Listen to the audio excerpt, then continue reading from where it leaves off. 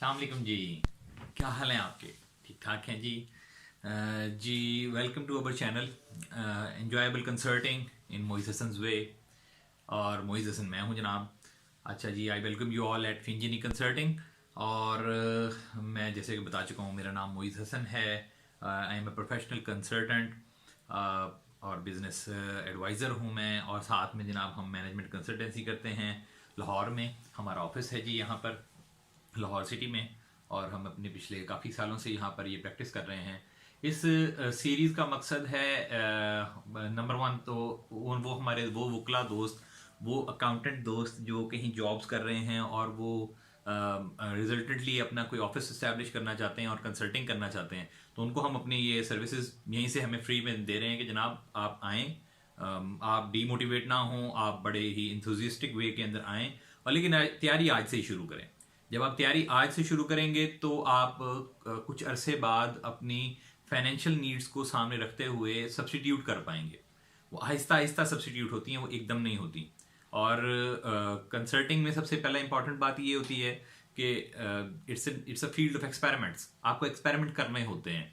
तो whenever you are doing in some experiment, there is a cost, there may be a social cost, there may be a financial cost जो आपको bear करनी पड़ती है। So little experiment would be far much better कि आप एकदम से जो है वो अपने आप को स्विच करें। बट इन एनी वे, अब चाहे आप कंसल्टिंग में आ चुके हैं या आप कंसल्टेंट बनने जा रहे हैं, these lectures will be very beneficial for you. अच्छा, मैं अपना स्कोप बता देता हूँ जी। हमारा ज़्यादातर स्कोप रहता है टैक्सेशन में, लेकिन मैं कंसल्टिंग की तरफ ज़्यादा बात कर रहा हूँ क्योंकि मैं चाहता हूँ कि जो मेरे बुकला या आईटीपी दोस्त हैं या जो मेरे अकाउंटेंट दोस्त हैं जो बीकॉम करके कहीं अकाउंटेंट हैं या कहीं पे हैं और आहिस्ता आहिस्ता अपने आप को टैक्स में शिफ्ट करना चाह रहे हैं या अकाउंटिंग में शिफ्ट करना चाह रहे हैं, तो हमारा ज़्यादा फोकस जी टैक्स से ज़्यादा है। मतलब मेरे अपनी जो कोर फील्ड है वो टैक्स है। मैं टैक्स में ज़्यादा कंफर्टेबल फील करता हूँ। दो हमने अकाउंटिंग बहुत अच्छी पढ़ी हुई है, लेकिन ठीक है। लेकिन हम अपनी टैक्स की कंसल्टेंसी की तरफ ज़्यादा हम ध्यान कर रहे होते हैं। अच्छा जी। अब हम देखते हैं जी कि कुछ जो लोग कंसल्टिंग शुरू करना चाह रहे हैं उनके लिए जी इसमें ना, इस लेक्चर्स में हर आने वाले लेक्चर के साथ कोई ना कोई एक टिप, छोटी सी टिप कंसल्टिंग से रिलेटेड मैं करूंगा। और फिर हम कुछ टेक्निकल बातें कर रहे होंगे, कुछ लर्निंग रिलेटेड बातें कर रहे होंगे, ताकि हम इसको कुछ बोरिंग सा ना बनाए ना। हम बातों को कुछ आपस में डिस्कस करें और आप समझें, मैं समझूं, फिर चीज़ें को हम आपस में लेके चलें। कहीं मुझे आप गाइड करें, कहीं मैं आपको गाइड करूं, और हम मिलकर इस लर्निंग का प्रोसेस को चलाएं। अच्छा जी। चले मैं थोड़ा सी एक बात यहाँ से शुरू करता हूँ कि आपने अगर इकोनॉमिक्स कभी पढ़ी हो तो इकोनॉमिक्स में एक कॉन्सेप्ट होता है डिमांड एंड सप्लाई का। जो कॉन्सेप्ट बड़ा अच्छा है। देखिए, वकालत हो, चाहे आपकी टैक्स कंसल्टिंग हो, चाहे आप कोई और कंसल्टिंग खुद से कोई काम करना चाह रहे हो, तो याद रखिएगा ये डिमांड एंड सप्लाई यहाँ बड़ा काम करता है। अब आप कहेंगे वो कैसे? मैं आपको समझाता हूँ कैसे। देखें, जब आपके पास किसी भी फील्ड में अभी तक कोई क्लाइंट नहीं है तो आपकी अवेलेबिलिटी यानी कि आपकी सप्लाई सबसे ज्यादा है और आपकी डिमांड जीरो है। जब ऐसी सिचुएशन हो तो आपको चाहिए कि आप अपनी प्राइस को जीरो कर दें। यानी कि अगर आपको काम करने की कोई भी अपॉर्चुनिटी मिलती है, गो फॉर इट। आप जाएं, उसको हिट करें। वो काम आपको पैसे चाहे ना दे, लेकिन आपके हाथ से एक रियल टाइम एक्सपेरिमेंट गुजरेगा और साथ में आपके क्लाइंट्स के ऊपर या आपके दोस्तों के ऊपर जिनका भी आप काम करके दे रहे हैं, एक ट्रस्ट वैल्यू में इंक्रीज होगी। और यहां से कंसल्टिंग शुरू होती है। अगर आप अपनी प्राइस शुरू ही में सोचेंगे जी मेरी मार्केट प्राइस ये हो जाएगी, मेरी मार्केट प्राइस ये हो जाएगी, फलां हो जाएगा, ढींग हो जाएगा, कुछ नहीं होगा भाई। रिलैक्स रहें। ये आपने सारी जिंदगी करना है। It's a life time process. ये एक या दो दिन करके तुमने खत्म नहीं कर देना। सो गो फॉर फ्री वर्क। आप शुरू में फ्री वर्क करें, एक्सपेरिमेंट्स करें और हर नए आने वाले काम को पहली दफा फ्री करें। जब आप उसको पहली दफा फ्री करेंगे तो वो आपके हाथ से गुजर जाएगा। आपको उस काम का नॉलेज है, आपको एक्सपेरिमेंट है, आपका एक्सपीरियंस है, लेकिन आपका पोर्टफोलियो नहीं है। इससे आपका पोर्टफोलियो बिल्ड हो जाएगा। सो ये आज की टिप। अब हम आगे चलते हैं। अच्छा जी, हम जब कहते हैं कि हमने टैक्स कंसल्टेंट बनना है तो इसमें कोर दो एरियाज हैं जिनका नॉलेज होना बड़ा जरूरी है। मतलब कम से कम भी बेसिक नॉलेज तो एक फील्ड का बहुत जरूरी है और एक फिर एक फील्ड है जिसके अंदर आपको बड़ा अच्छा नॉलेज होना चाहिए। जो बेसिक फील्ड इसके अंदर रिक्वायर्ड है वो है अकाउंटिंग। अकाउंटिंग का आपको बेसिक नॉलेज होना चाहिए। अगर आपको अच्छा अकाउंटिंग का नॉलेज है और आप डबल एंट्री सिस्टम को अच्छी तरह स्टैब्लिश कर सकते हैं, डबल एंट्री भी समझाता हूं आगे चल के, मैं बिल्कुल कोर्स से लेके चल रहा हूं कि सबको पता लगे इस बात का कि आप डबल एंट्री सिस्टम को अच्छी तरह चलाते हैं, मतलब हर डेबिट के लिए एक क्रेडिट को सही तरीके से एडजस्ट कर पाते हैं, तो आपको रिकॉर्ड मेंटेन मिलता है और आपको फिर अपने टैक्स के डिसीजन में उसकी प्लानिंग में बहुत हेल्प मिलती है। और सेकंड, नो डाउटेडली हमें फिर हमारे लॉज हैं, कानून हैं, कि जो कवानीन हमें कहते हैं कि किस तरीके से लेके इसको चलना है, वो हमारे टैक्स के कवानीन है। वो हमारे दो कवानीन हैं जो मेजरली हम यूज कर रहे होते हैं। 2 से 3 कवानीन हैं हमारे। एक तो इनकम टैक्स ऑर्डिनेंस 2001, ये जी 2001 में आया था और अब तक इसको चल रहा है। हर साल इसमें अमेंडमेंट्स होती हैं और हर साल जब बजट आता है, जिसको फाइनेंस बिल कहते हैं, जब फाइनेंस बिल आता है तो इसमें बहुत सारी अपडेशंस आती हैं। ड्यूरिंग द ईयर भी इसमें चेंजेस आती रहती हैं, लेकिन वो अपडेशन एक बात है, लेकिन बेसिक कोर चीज़ें चेंज नहीं होती, एक स्ट्रक्चर नॉर्मली चेंज नहीं होता, तो उसका नॉलेज होना बड़ा ज़रूरी चीज़ है, वो उसका ऊपर आपकी ग्रिप होनी चाहिए। अकाउंटिंग के बाद अगर आपको इनकम टैक्स ऑर्डिनेंस का पता है तो आप इनकम टैक्स की सालाना रिटर्न्स, फाइनल टैक्स की जो स्टेटमेंट्स हैं, जो विद होल्डिंग टैक्स की स्टेटमेंट्स हैं, वो अपने क्लाइंट्स की बड़ी अच्छे तरीके से मैनेज कर सकते हैं। इवन आप अपनी प्लानिंग्स, इनकम टैक्स से रिलेटेड प्लानिंग्स, आपकी जो विद होल्डिंग्स हैं, उसकी भी बहुत अच्छी करके आप काम को अच्छे तरीके से चला सकते हैं। फिर वो चाहे इंडिविजुअल अकेला आदमी हो, चाहे वो कुछ लोगों ने मिलकर एक पार्टनरशिप बनाई हुई हो जिसको AOP कहते हैं, आर्ट एसोसिएशन ऑफ पर्संस, या चाहे वो फिर कंपनी हो, प्राइवेट लिमिटेड कंपनी हो, वो फिर तीनों के केस में जो फर्क आएंगे वो आपको वहीं से मिल जाएंगे। दूसरा जो कानून चल रहा है वो चल रहा है सेल्स टैक्स एक्ट 1990। ये सेल्स टैक्स एक्ट जो है ये बिल्कुल अलग कानून है, लेकिन काम इसमें भी अकाउंटिंग इसकी बेस में जरूर है, उसके बगैर आपका काम नहीं चलेगा। तो उसके ऊपर एक अच्छा नॉलेज होना जरूरी है, चाहे वो आपका BCom लेवल का, लेकिन अगर आपकी डबल एंट्री पक्की है तो जी ये कोई मसला काम नहीं है, ये ऐसे ऐसे ऐसे ऐसे होता चला जाएगा, it will be like that, कोई मसला नहीं है इसमें। और अगर आपकी अकाउंटिंग इवन कमजोर है तो परेशान ना हो, आपको हम एक छोटी सी किताब बताएंगे, उसकी प्रैक्टिस साथ साथ थोड़ी थोड़ी थोड़ी थोड़ी हम गाइड करते रहेंगे, आप वो मुकम्मल करेंगे, ज्यादा से ज्यादा आपको 1 2 3 महीने लगेंगे, थोड़ी थोड़े कॉन्सेप्ट आपके प्रॉपर आएंगे और उसके बाद आप सीख जाएंगे, कोई मुश्किल काम नहीं है। सो लॉ के अंदर आपको इन 2 एक्ट्स का पता होना चाहिए, एक ऑर्डिनेंस 2001 का इनकम टैक्स ऑर्डिनेंस और एक एक्ट 1990 का। फिर इनके एलाइड रूल्स भी हैं, मतलब कि इनको इंप्लीमेंटेशन कैसे की जाती है, वो रूल्स आपको पता होने चाहिए। और फिर इसके बाद अगला काम आ जाता है आपका कि इन रूल्स और इन लॉज के साथ मिलाकर आगे आपने इनको इंप्लीमेंट कैसे करना है, वो है फिर पोर्टल की स्टडी। मतलब आप कैलकुलेशन पूरी तरीके से बना लें, कैलकुलेशन बन जाए जब आपकी, तो फिर आप उसको उसकी पोर्टल के ऊपर पुट कैसे करेंगे, तो वो पोर्टल की अंडरस्टैंडिंग भी इंशाल्लाह हम इन लेक्चर्स में कवर करने की कोशिश करेंगे कि जितना अच्छा आपको पोर्टल से हम साथ साथ ट्रेन कर दें, ताकि आप अपने क्लाइंट्स का अच्छे तरीके से पोर्टल के अंदर जाके FBR की साइट के ऊपर IRS में या आप अपना सेल टैक्स में मंथली रिटर्न्स फाइल कर सकें, अपनी स्टेटमेंट सही तरीके से फाइल कर सकें, जहां जो चीज़ लिखी जानी चाहिए वो वहीं लिखी जाए, तो ये आपको एक अच्छा इसमें से भी नॉलेज मिल जाएगा। अच्छा जी, कुछ हम पहले अकाउंटिंग की बात कर रहे थे जी, डबल एंट्री सिस्टम की। डबल एंट्री सिस्टम क्या है जी? देखें जी, हमें सबसे पहले तो अपने आप को और अपने कारोबार को अलग करना होगा। हाँ बिल्कुल ठीक कह रहे हैं आप, आपकी बात बिल्कुल ठीक है कि हम तो कोई भी नहीं है। हाँ बिल्कुल सही कह रहे हैं आप। क्लाइंट के कारोबार को क्लाइंट से अलग कर देना है हमने, अगर वो कारोबारी है तो, क्योंकि उसका कारोबार एक अलग पर्सनैलिटी है। जब आप इसको ऐसे देखेंगे अकाउंटिंग में, तो ये सेपरेट एंटिटीज बन जाएंगी, 2 अलग अलग इंसान बन जाएंगे। कारोबार एक इंसान बन जाएगा और जो आपका कारोबार है वो एक इंसान बन जाएगा। इससे क्या होगा, जो ये चीज कारोबार को देगा वो इसका कैपिटल यानी कि कारोबार की जिम्मेदारी बन जाएगा, और जो कैपिटल में से मुनाफा कमाकर कारोबार इसको वापस देगा वो इसका कैपिटल काम हो जाएगा। तो हम कारोबार में इसका अलग हिसाब भी रख सकेंगे। तो जो सरमाया मालिक डालता है उसको कैपिटल कहते हैं, और जो उसकी उजरत उसको मिलती है उसको प्रॉफिट कहते हैं। 2 बातें ये समझ आ गई, मुश्किल तो नहीं है।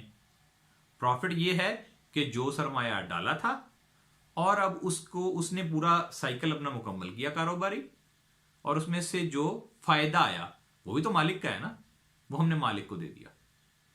सारा का सारा नहीं, जाहिर है लोग जो जिनकी मजदूरियां थी वो भी दे दी, बकाया चीज दे दी, लेकिन साफ होकर मुनाफा उसके पास चला गया। तो ये प्रॉफिट है। प्रॉफिट और जो आपका कैपिटल है ये कारोबार इसको वापस करता है, तो इसका हिसाब भी अलग रखा जाता है, तो इसको हम कैपिटल कहते हैं। इसके अलावा या तो कारोबार को का अपना कोई असासा होता है, मतलब कारोबार की अपनी गाड़ियां हो सकती हैं, कारोबार की अपनी दुकान हो सकती है, अंदर पड़ा हुआ माल हो सकता है, इन तमाम चीजों को हम एसेट्स कहते हैं। आसान है, कोई मुश्किल नहीं है।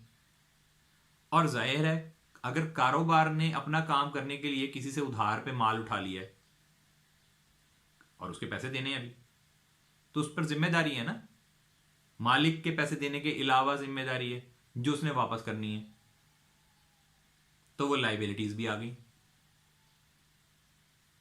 अब जो सारा का सारा माल वो बनाकर या खरीद कर लाकर बेचता है, उससे आने वाला मुनाफा जमा उसकी लागत, दोनों उसका रेवेन्यू बन जाता है, इनकम। अब वो इनकम उसके पास मौजूद है, इनको हम अच्छा, इसी तरह से एक आखिरी चीज रहेगी, इसका खर्चे। कारोबार के अपने अखराजात भी तो होते हैं ना भाई।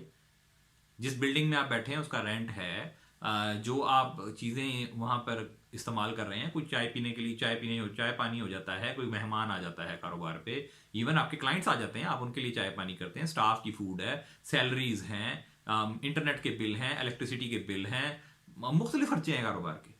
ये सारे के सारे अखराजात सारे क्या कहलाते हैं? एक्सपेंसिस कहलाते हैं।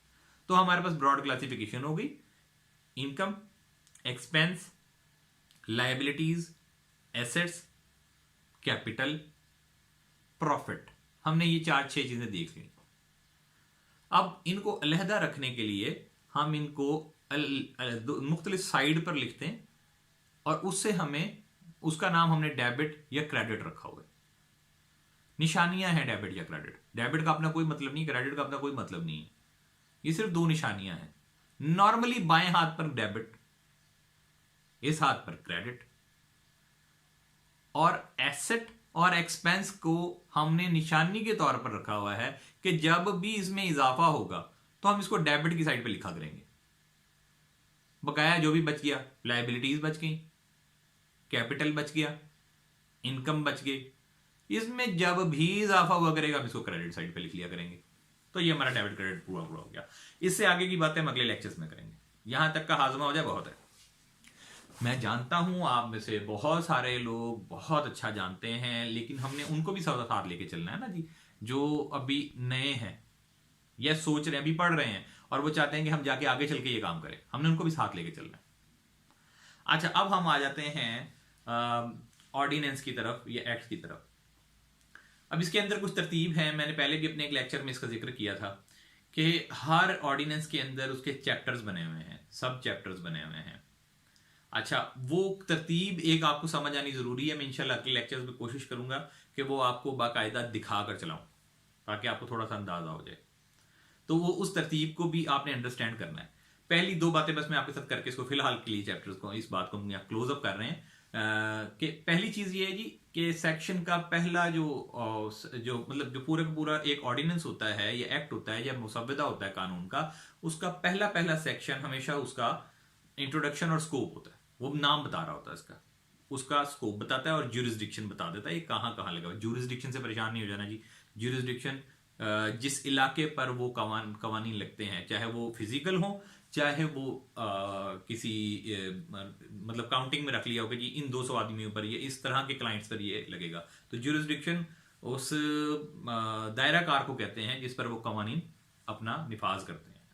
तो वो ज्यूरिसडिक्शन देखनी जरूरी है। तो ये 2 चीजें ये होगी जी, ये आपके काम आएंगी।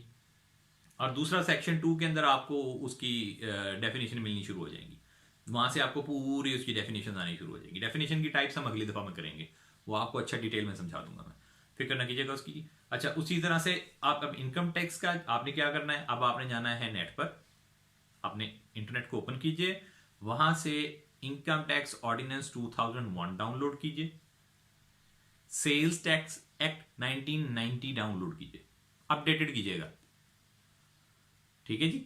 आप उसको डाउनलोड करें और अब आप उसको एक दफा थोड़ा सा ग्लिम्स दें, थोड़ा सा देखें उसे। आपको यही दो चीजें शुरू शुरू में नजर आएंगी, आपको फिर आगे चैप्टर्स और सब चैप्टर्स बने हुए नजर आएंगे।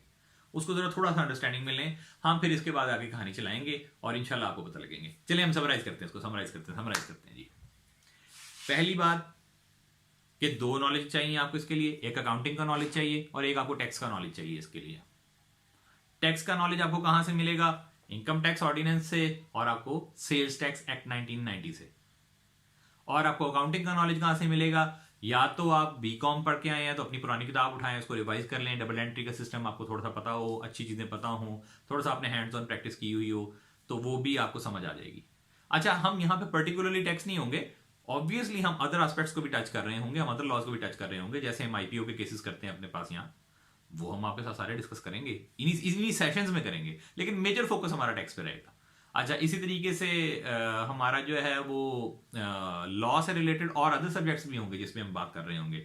कुछ कॉर्पोरेट से रिलेटेड क्रिमिनल प्रोसीडिंग्स आ रही होंगी, साइबर क्राइम्स आ रहे होंगे, तो उनको कैसे टैकल करते हैं वो भी हम हल्का हल्का कहीं ना कहीं देखेंगे। लेकिन मेजर फोकस मैंने आपसे तज़किरा ये किया था कि हमारा मेजर कंसल्टिंग का फोकस टैक्सेशन है। उसके अलावा हम बुक कीपिंग्स वगैरह और वो भी चीजें देखेंगे कि अगर आप कोई सॉफ्टवेयर लगाना चाहते हैं, हमें दो चार अच्छे सॉफ्टवेयर मुझे पता है जी, जिस जो हम आपके साथ शेयर कर सकते हैं, उसमें मैं एक्सपर्ट हूँ। एक क्विक बुक्स में मेरा अच्छी सर्टिफिकेशंस हैं और साथ एक बड़ी सस्ती यूटिलिटी है बुक कीपर ऐप के नाम से, वो भी आपको हम थोड़ा थोड़ा गाइडलाइन देंगे। इंशाल्लाह आप अपने क्लाइंट्स पे वो भी अप्लाई कर सकेंगे। तो आज के साथ अच्छा, अब समरी में हम आ गए थे जी, ये 2-3 लॉज आ गए। उसके बाद मैंने आपको बताया जनाब, ऑर्डिनेंस के अंदर चैप्टर्स होते हैं, सब चैप्टर्स होते हैं, फिर सेक्शंस होते हैं, वो आप थोड़ा सा खोल कर देखेंगे। पहले सेक्शन 1 को, सेक्शन 2 को थोड़ा सा पढ़ेंगे, आपको उसकी ज्यूरिसडिक्शन पता लगेगी, चीजें पता लगेंगी। मैं आपके साथ फिर आगे इसकी डिटेल में भी जाऊंगा, तो वो आपको बड़ा मजा आएगा जी इसके अंदर बातचीत करने के अंदर। आज के हम इस लेक्चर को क्लोज करते हैं, अगले लेक्चर के ऊपर हम फिर से दोबारा मिलेंगे। हाँ, आपने क्या करना है, आपने मुझे फीडबैक देनी है। सबसे पहले तो फीडबैक देनी है कि ये लेक्चर आपको कैसा लगा। दूसरी बात, आपने मुझे गाइड करते रहना है कि अगले लेक्चर में आपको इसके ऊपर ही आपको डिटेल में और कोई एक्सप्लेनेशन चाहिए, या आप चाहते हैं कि हम अब इससे आगे चलें। तो वो मैं देखूंगा जी मेजॉरिटी लिंक्स किसके हैं, मेजॉरिटी कमेंट्स आपके किस तरह के आते हैं, उस तरह के कमेंट्स के मुताबिक फिर हम आगे इसको प्रोसीड करेंगे। मैं आपके साथ आगे आगे भागूंगा नहीं, मेरी कोशिश होगी कि हम और आप दोनों लर्निंग प्रोसेस के अंदर साथ जाएं, 0 to एंड इकट्ठे चले। तो जी मुलाकात होती है, दिल करे तो सब्सक्राइब करें, नहीं करता तो बिल्कुल ना करें। जब तक दिल ना माने इसको शेयर मत कीजिएगा। अल्लाह हाफिज।